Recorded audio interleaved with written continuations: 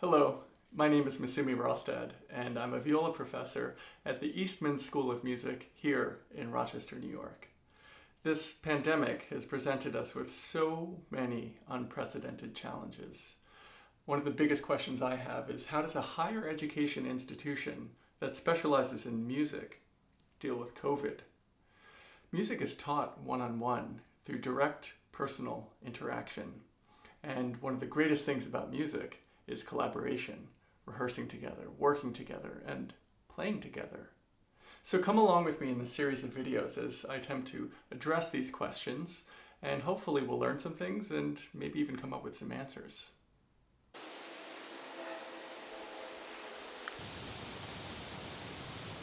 Today, I'm going to go meet with Eastman's flute professor, Bonita Boyd.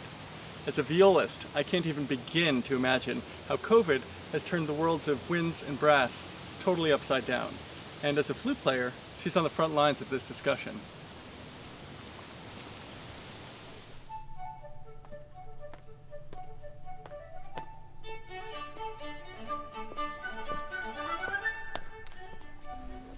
Well, hello. Well, hello. As a violist, I have very different considerations. They're becoming more and more apparent than you do as a flute professor. How has that been? The flute airstream apparently travels something more than 100 miles an hour or something like that, and who knew?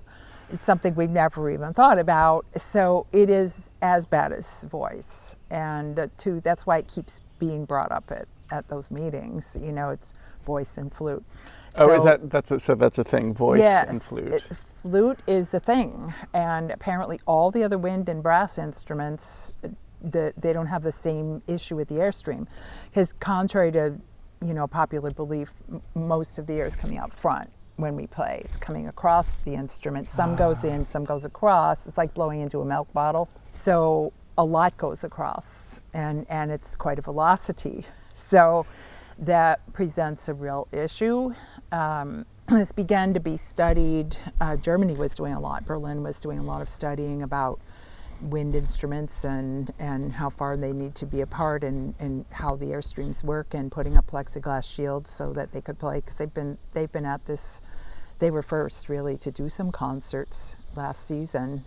So what have we learned from Germany that well, you know of? They did some things with plexiglass shields. I would like to see us do something like that for certain instruments. I guess, as I said, that other wind instruments and brass aren't quite as big a problem, because then airstream is all going into the instrument, coming out the end of the clarinet, for instance. So it's going down.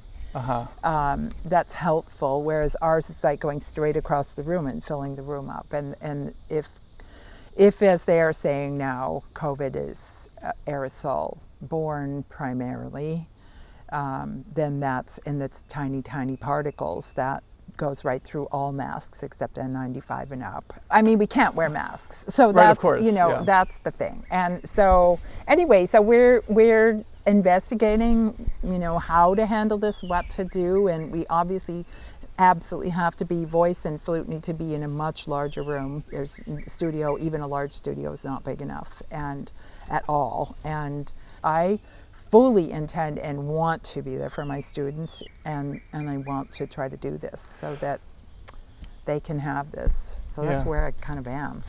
How have your students been doing this summer and since March? Well, you know how often we say, especially as students, but even sometimes us, oh, I just want to practice my instrument. I have all these rehearsals and all these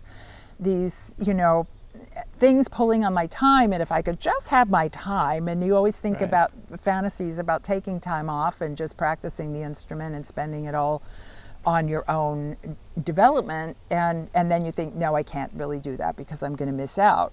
And so I said to my students, this will never be repeated, a time like this where you're not missing out on anything. You didn't have to say no to a festival. There are no festivals. No one's doing anything. You're not getting behind. There's nothing to do.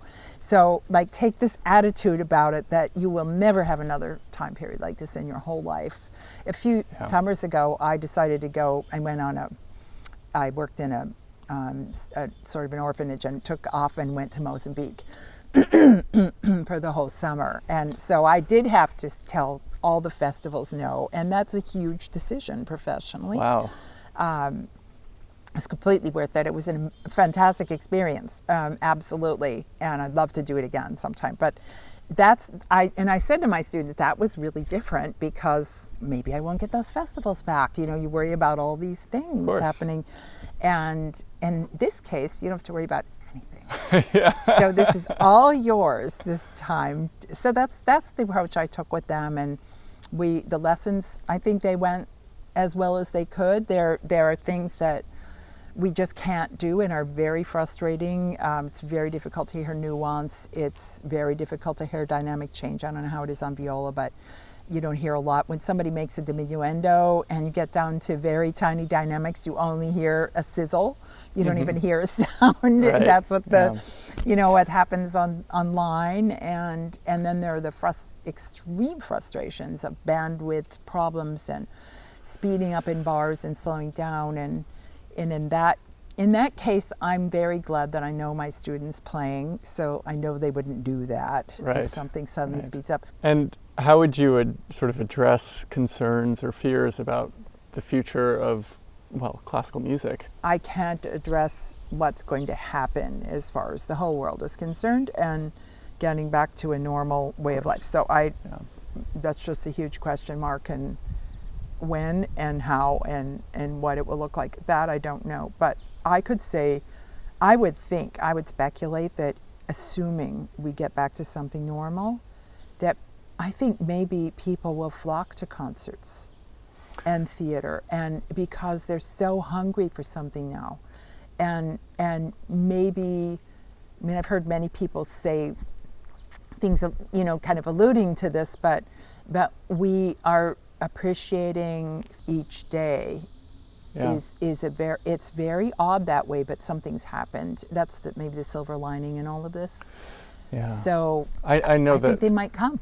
I know that I've been craving that concert experience, not only performing, but actually sitting in an audience and being surrounded by humanity. You start appreciating what we had. Being in the room. Right. Yeah. Yes. And now that the students are trickling back into Rochester, we really get the sense that school may actually start.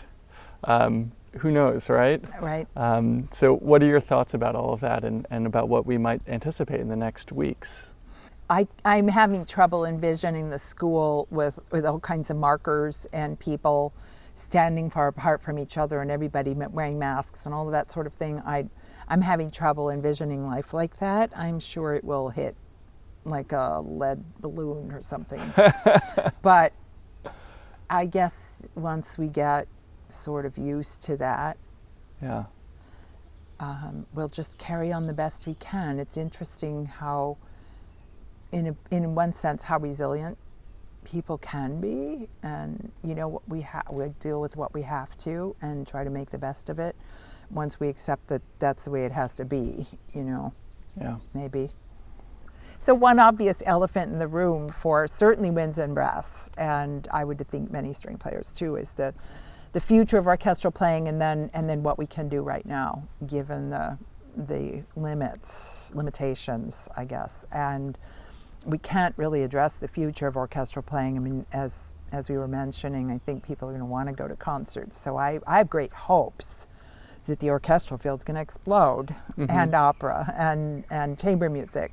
So I think I'm certainly really, really excited and anticipating doing whatever we can for chamber music. So the students can at least have some great experience making music with each other in this time, if we can get people far enough apart. It's an opportunity to explore It's new an repertoire. opportunity, and I think if we really grab that and really go for it, and I know that some places have already greatly increased their chamber music, and I hope that we can do that, because I think that's imperative for our students. Right. Well, we're going to see what happens very soon, and I think we all have our fingers crossed, and I was going to say our breath is held, but no, we're going to have to blow ours out and figure out how not to have it get to everybody else, right? That's right. Okay, well, thank you. My pleasure.